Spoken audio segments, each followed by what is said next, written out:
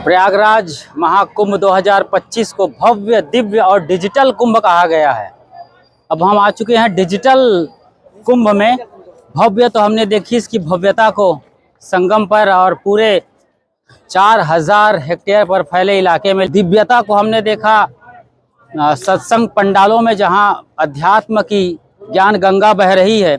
वहीं तीसरी तरफ देखते हैं तो ये डिजिटल कुंभ है। आइए देखते हैं कि उसके अंदर क्या है, तो वो देखते हैं, समझते हैं और आखिरी तक बने रहिए हमारे साथ। एंड तक देखिए, लगातार बने रहिए और अपनी बात जरूर कमेंट बॉक्स में लिखिए। चैनल पर बिल्कुल नए हैं तो सब्सक्राइब ज़रूर कर लीजिएगा और बेल आइकन को प्रेस कर नोटिफिकेशन की घंटी ज़रूर बजा दीजिएगा। तो चलते हैं और देखते हैं डिजिटल महाकुंभ 2025 प्रयागराज। त्रिवेणी संगम पर ही आप जब किला से बाहर निकलते हैं या बांध के इस तरफ आते हैं तो ये डिजिटल महाकुंभ लगा हुआ है। जी हाँ, इस तरीके से बैरिकेडिंग के ज़रिए आप यहाँ तक पहुँच पाएंगे कम से कम 8-10 राउंड लगाने के बाद, और वो मेन एंट्री गेट है। ये डिजिटल कुंभ का एक तरीके से लोगो कह सकते हैं, डिजिटल महाकुंभ अनुभूति केंद्र, डिजिटल महाकुंभ एक्सपीरियंस सेंटर। तो ये चीज़ें आप वहाँ किस तरीके से देखेंगे, आइए इसके भीतर प्रवेश करते हैं। उसके बाद आप इस तरीके से एंट्री लेते हैं और ये दीदी विसिल बजाकर सबको अलर्ट करती रहती हैं। बहुत शुक्रिया आपका। तो ये दिव्य भव्य डिजिटल महाकुंभ अनुभूति केंद्र पहुंच चुके हैं। ये लोगो है प्रयागराज कुंभ का। और अब यहाँ पर समुद्र मंथन का नज़ारा दिखाया गया है। हलाहल विष सबसे पहले निकलता है, फिर अप्सराएँ हैं और फिर और न जाने धन्वंतरी, कामधेनु, कल्पवृक्ष, अमृत सबसे आखिरी में निकलता है। सत्य जीवन का सबसे आखिरी में मिलेगा आपको। पहले आपको लुभाने वाली चीज़ें मिलेंगी, लेकिन उस सबसे पहले आपको मिलेगा हलाहल विष, जो आपके ही मन के विकार हैं। जब भी अंदर जाएंगे मन के विकारों से आपका सामना होगा। लोग यहाँ पर फिर बैठ जाते हैं पंक्तिबद्ध तरीके से, एक सिस्टमेटिक वे में, और यहाँ आप नज़ारा हम देखेंगे कि क्या क्या है। ये स्क्रीन चालू होने वाला है, कृपया प्रतीक्षा करें। यहाँ पर तमाशाइयों की भीड़ है। इकट्ठे कितने लोग आ सकते हैं आप देख सकते हैं इस परिसर में।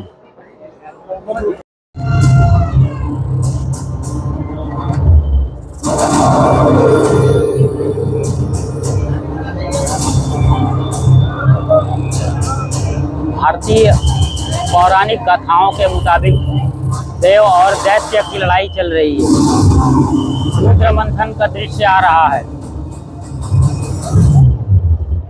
पर्दे गजब के हैं इसके, धागे के तरीके से लटक रहे हैं, हिल रहे हैं। ऐसे लगता है कोई गुजरे जमाने के पर्दे नहीं है, फिल्मों के जो वाइट पर्दा हुआ करता था। ये AI का ज़माना है और ये अमृत मिलाया जा रहा है। अब गरुड़ लेके उड़ा अमृत को। ये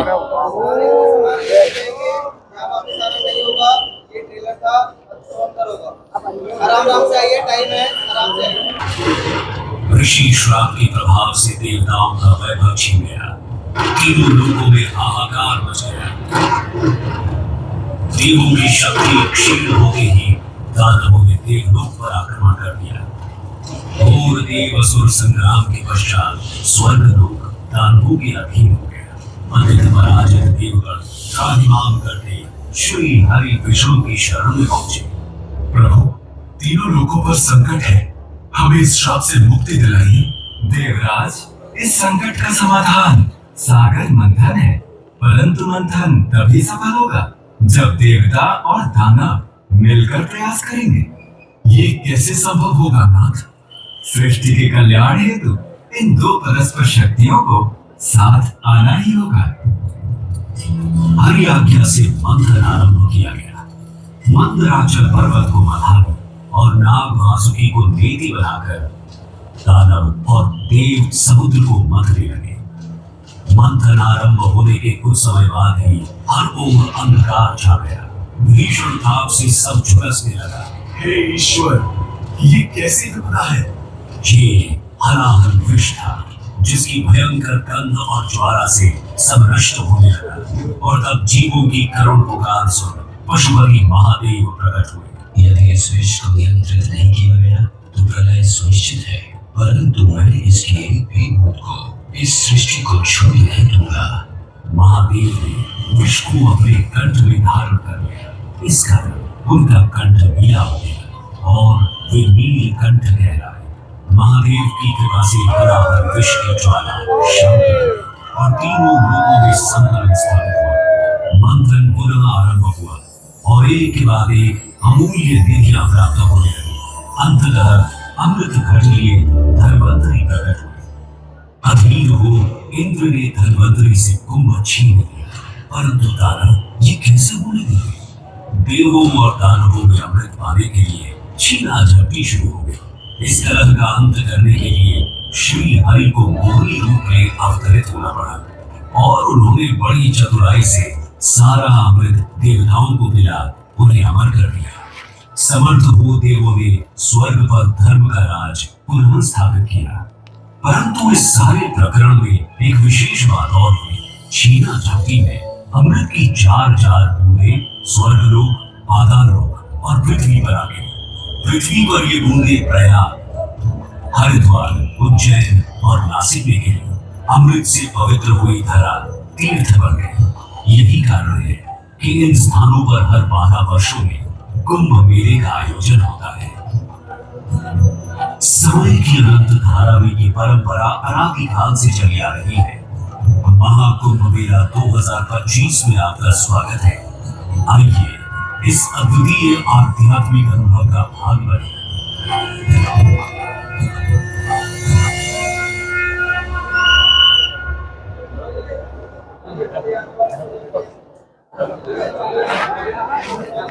गंगोत्री, फिर देवप्रयाग, जहाँ पर अलकनंदा और मंदाकिनी जहाँ तक मैं समझता हूँ मिलती हैं, फिर ऋषिकेश, हरिद्वार, कानपुर और आखिरकार प्रयागराज जहाँ हम हैं। यहाँ पर 3 नदियाँ मिलती हैं इसलिए प्रयागराज है। 2 नदियाँ मिलती हैं वो केवल प्रयाग कहलाती है, जैसे रुद्रप्रयाग, देवप्रयाग। तो ये शानदार डिजिटल इंडिया का डिजिटल महाकुंभ दर्शाया गया है। इधर यमुना जी का जिक्र है, इधर गंगा का, और सरस्वती को इधर दर्शाए हैं वीणा वादनी के रूप में। सरस्वती अदृश्य धारा के रूप में।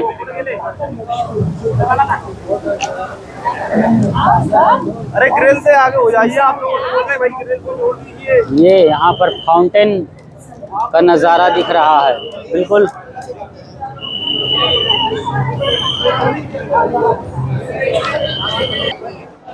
कुंभ मेले के अनुष्ठान में प्रवेश करते हैं। अभी भी यहाँ पर फव्वारे का ही रूप दिया गया है। अब ये यहाँ पर डिटेल है छोटे छोटे, किस तरीके से कुंभ के अंदर क्या होता। लोग यहाँ कल्पवास करने आते हैं, हर साल आते हैं माघ मेले में, और 12 वर्ष में ये कुंभ मेले में आते हैं। जबकि इस बार का 144 साल बाद होने वाला ये महाकुंभ है, और 6 बरस बाद फिर से अर्धकुंभ होता है। आप स्क्रीनशॉट लेकर कल्पवास का डिटेल ज़रूर जान सकते हैं। इसी तरीके से यहाँ पर तमाम जानकारियाँ दी गई हैं, आप पढ़िए और इसे समझिए बड़े आराम से। स्नान का है ये डिटेल। उसके बाद बात आती है ध्यान का, मेडिटेशन। कल्पवास, स्नान, फिर ध्यान और उसके बाद दान का यहाँ पर जिक्र है। और उसके बाद ये बड़ा नज़ारा है। अब ये क्या है, चलिए ये भी देखते हैं। क्या संगम है या केवल फोटोग्राफी सेंटर है? ये महसूस करिए डिजिटली, वर्चुअल, इस तरीके से यहाँ पर ये सीनरी दर्शाए गए हैं। लोग आ रहे हैं, जा रहे हैं, ऐसा भी दिख रहा है। स्क्रीन पर बहुत गजब का नज़र आ रहा है। ये ऐसे नग्न आँखों से हल्का सा धुंधलापन है लेकिन पूरा नज़र आ रहा है। इस तरीके के सीन हमको वाराणसी यानी बनारस में मिलते हैं। बिल्कुल गंगा किनारे ऐसे ऊंची बिल्डिंगें और मंदिर के गुंबद, झंडे, तो ये आप देख सकते हैं। अभी आप खड़े खड़े सीन देख रहे थे, लेकिन जब आप नाव पर सवार होते हैं, गंगा पर नाव जब चलती है तब ये सीनरी आपको देखने को मिलती है। जैसे बिल्डिंग्स और मंदिर एकदम रन कर रहे हैं, दौड़ रहे हैं, कुछ इस तरीके से। ये स्क्रीन पर दौड़ रहे हैं फिलहाल यहाँ पर, और ये इसकी ऊपर की दीवार है। अब आ गए हैं हम कुंभ वीथिका यानी कुंभ गैलरी। रुद्राक्ष बाबा, और ये गुजरे ज़माने का दृश्य देख रहे हैं आप, अशोक का बनाया हुआ और बाद में अकबर द्वारा पुनर्निर्मित अकबर किला। तब कुंभ मेला का नज़ारा कुछ इस तरीके से होता था। और ये अत्याधुनिक कुंभ का अत्याधुनिक रूप, नागा शाही स्नान, और ये बालों की प्रदर्शनी।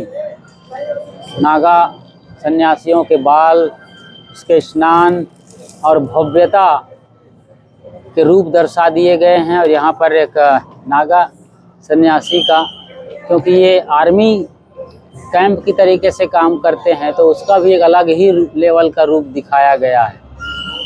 एक लंगोटीधारी नागा बाबा ने ज़बरदस्त हथियार चलाया है। इन्होंने मुग़लों के साथ युद्ध किया है। गुजरे ज़माने में ये सब कुछ हुआ है। तब के नाव, अमृत स्नान, दुग्ध स्नान, ये ब्लैक एंड वाइट में एक अद्भुत नज़ारा। बाबा ने ऐसा झटका मारा है स्नान के बाद कि पानी एक दिव्य बूंदों के साथ। और यहाँ पर जो संगम के अंदर, जो प्रयागराज में यहाँ त्रिवेणी संगम में मौका आता है कुंभ का, उसको यहाँ डिजिटली दर्शाया गया है कि किस तरीके से ग्रह नक्षत्रों का खेल चलता है। और एक बार फिर से 12 सालों में कुंभ का ये दृश्य बनता है। चलिए चलिए आगे चलिए। नासिक कुंभ का डिटेल दिया गया है। चलिए चलिए आगे चलिए। यहाँ पर चक्रों का भी विश्लेषण दिया गया है। मूलाधार चक्र है, और यहाँ पर स्वाधिष्ठान चक्र और उसके लाभ क्या हैं, कैसे वहाँ तक पहुँचे।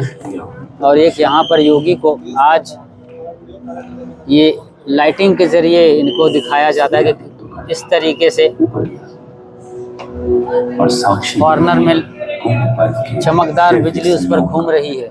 बाकी और चक्र, ब्रह्मांड की रचना अनाहत इस चक्र, खगोलीय संयोग में झलकती है। ये ब्रह्मांड की रचना बता रहे हैं। असुर ग्रहों स्वयं आकाश गंगा संगम का विहंगम दृश्य, जल पुलिस, हर हर गंगे, और ये शानदार दृश्य, तमाम कलर के यहाँ पर नाव नज़र आ रहे हैं। और आप इस गैलरी में आ जाते हैं, देखते दिखाते। कुंभ के बारे में गांधी जी का क्या ख्याल है वो यहाँ पर आप पढ़ सकते हैं। तीर्थ और गंगा में लोगों की आस्था अद्भुत है। कुंभ की भीड़ ने महात्माओं के एक ही स्थान पर भारत की झलक दिखाई। कहा जाता है कि जहाँ भी बापू ठहरते थे वहाँ उन्हें देखने के लिए बड़ी संख्या में लोग आते थे। और नरेंद्र मोदी जी क्या कह रहे हैं, ये उनका डिटेल है। सभी यहाँ पर वर्तमान मुख्यमंत्री योगी आदित्यनाथ जी,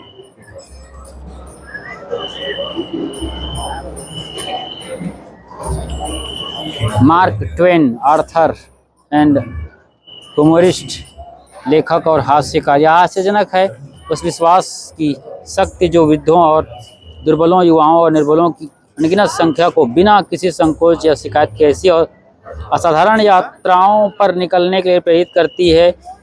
यह शक्ति उन्हें इन यात्राओं की कठिनाइयों को सहन करने और बिना किसी खेद के हर कष्ट का सामना करने का साहस प्रदान करती है। ये मार्क ट्वेन के वाक्य हैं। जग्गी वासुदेव भी यहाँ अपनी बात रख रहे हैं। कुंभ मेला आखिर है क्या और वो क्या सीखते हैं इसे। अमिताभ बच्चन भी अपनी याद यहाँ पर शेयर करते हैं। ज्ञान वृत्त में आपने ये देखा।